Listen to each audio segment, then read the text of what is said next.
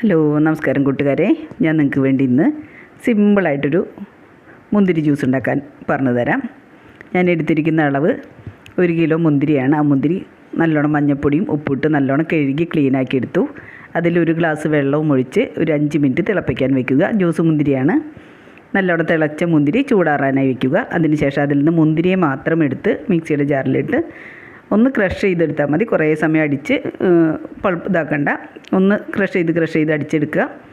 അതിനുശേഷം ആ ജ്യൂസും മുന്തിരിയുടെ ജ്യൂസും ഇതും കൂടി നല്ലോണം അരിച്ച് ഒരു പാത്രത്തിലേക്ക് മാറ്റി വെക്കണം.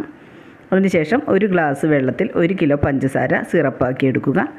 ആ സിറപ്പും ഈ മുന്തിരി ജ്യൂസും കൂടിയിട്ട് നമുക്ക് മിക്സ് ചെയ്ത് സൂക്ഷിച്ച് വയ്ക്കാം. നമുക്ക് കുറേ നാൾ ഇത് ഇരിക്കും. 1 മാസം 2 മാസം സുഖമായിട്ട് നമുക്കിത് സൂക്ഷിച്ച് വയ്ക്കാം. ഇനി വേനൽക്കാലമാണ് വരുന്നത്. അപ്പോൾ നമുക്ക് വേഗം പെട്ടെന്ന് ഒരു ഗസ്റ്റ് വന്നാലോ നമുക്ക് തന്നെ ആയാലും പെട്ടെന്ന് ആകത്തിന് നല്ല ഫ്രഷായിട്ടുള്ള മുന്തിരി ജ്യൂസ് ഐസ് ക്യൂബ് ഇട്ട് വെള്ളം ചേർത്ത് കാഭാഗം ഈ ജ്യൂസും മുക്കാഭാഗം വെള്ളം ചേർത്ത് നമുക്ക് നല്ലൊരു മുന്തിരി ജ്യൂസ് ആക്കി കുടിക്കാം.